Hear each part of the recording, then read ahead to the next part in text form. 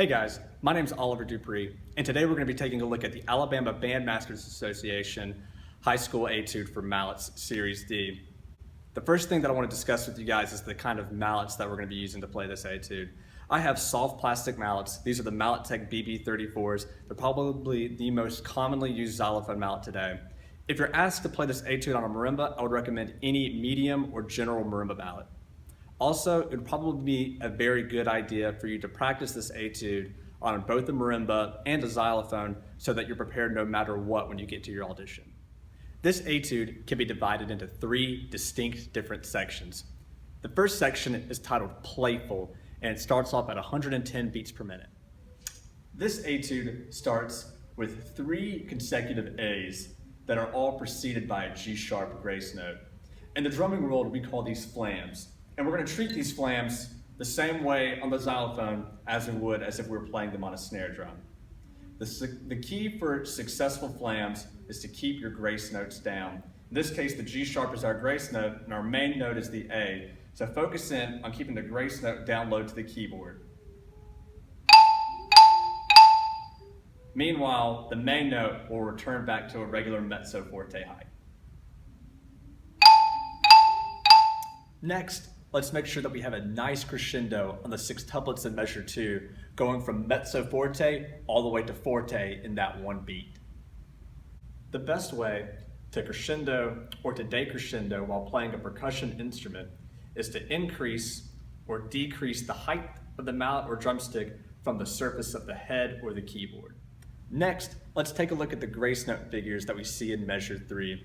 The main note is A, and the grace notes start on E, then F sharp, and then G sharp. We want to make sure that the first note of the grace notes, the E, is falling on the 4th 16th note partial of the beat prior to the main note being A, 1 E and a 2. And then when we add in the other 2 grace notes, it sounds like this. I stick this right, left, right, left. You might find it easier if you stick it left, right, left, right. There's also any other way you want to stick it that is most comfortable for you. I prefer to play on the centers of the bars for all of these grace note passages, but you also might find it easier if you want to play on the edge, since these are very fast hand speeds. The playful section ends with a half note roll on F sharp that has a fermata above it. Also, this roll decrescendos from fortissimo all the way down to mezzo piano. There are 3 things that I'm doing in order to make this decrescendo happen. First, I'm lowering the height of the mallet down closer to the keyboard slowly throughout the course of the half note. The next thing that I'm doing to make this decrescendo happen is I'm slowing the speed of the roll. I start off with a very fast roll and then I slow down the speed of the roll. The next thing that I'm doing is not quite as orthodox. I start by playing the roll in the center of the bar, and then I slowly move both of the heads of the mallet out further and further away from the center towards the nodal points of the instrument. This is generally regarded as an improper area to play on the xylophone, but in this case, I'm using it to help assist me in the decrescendo.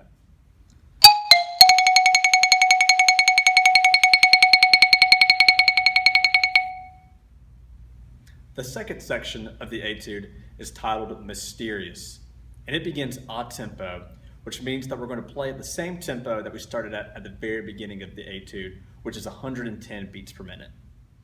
The main idea behind the mysterious section is that your right hand is playing a melody over your left hand. So you're going to want to make sure that your right hand is always playing just slightly louder than your left. Make sure that you start measure 12 at piano after you finish the mezzo forte roll in measure 11 prior to it.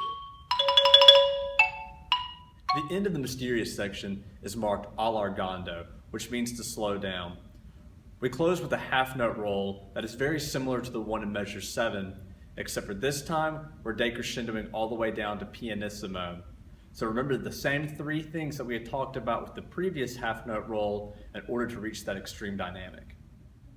The final section is labeled coma prima, which means like the beginning. So we're back to playful and we're back to 110 beats per minute. The first beat is a duplicate of the figure that we saw in measure 3, just down 1 octave. We start at forte, but make sure we don't play too loud so that we still have room to grow to the next dynamic level. Measures 18, 19, and 20 are probably the most difficult 3 measures in the entire etude. Make sure that you practice them nice and slow with the metronome, and then work your way up to tempo from there. During the roll section of the etude, you're going to want to make sure that you have nice, clean transitions from note to note.